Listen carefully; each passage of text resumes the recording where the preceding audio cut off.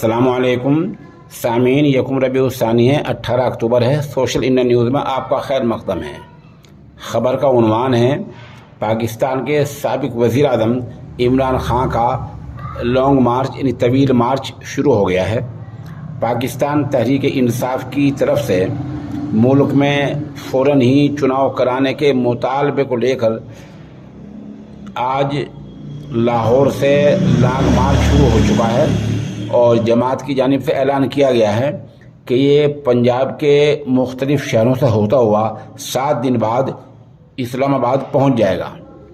پاکستان کا تحریک انصاف کا جو لانگ مارچ ہے وہ راولپنڈی جائے گا، گوجرخان جائے گا، جہلم، کھاریاں، لالا موسا، گجرات، وزیر آباد، سیالکوٹ، گجرانوالہ، کامونگ کی، مرید کے ایسے جگہوں سے یہ گزرے گا اور اسلام آباد میں اس کا اختتام ہو جائے گا۔ لانگ مارچ کو خطاب کرتے ہوئے عمران خان نے کہا، جو کہا وہ آپ سن لیں۔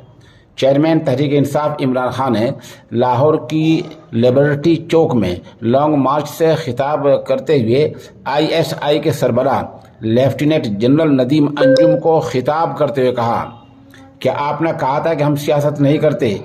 DGISI آپ نے جو پریس کانفرنس کی ہے، ایسی سیاست والی پریس کانفرنس شیخ رشید کو بھی کرتے نہیں دیکھا۔ عمران خان نے کہا، آپ غیر جانبدار نہیں رہے۔ اس پریس کانفرنس میں سارا نشانہ عمران خان کے اوپر تھا۔ ان چوروں سے متعلق آپ نے کچھ نہیں کہا ہے۔ عمران خان نے آگے کہا، DGISI کان کھول کر سن لو، میں جو چیز جانتا ہوں اپنے ملک اور اداروں کی خاطر چپ ہوں، کیونکہ میں اپنے ملک کو نقصان نہیں پہنچاتا۔ سابق وزیر اعظم نے آگے کہا، DGISI صاحب، جب ہم تنقید کرتے ہیں تو ہماری یہ تنقید تعمیری تنقید ہوتی ہے۔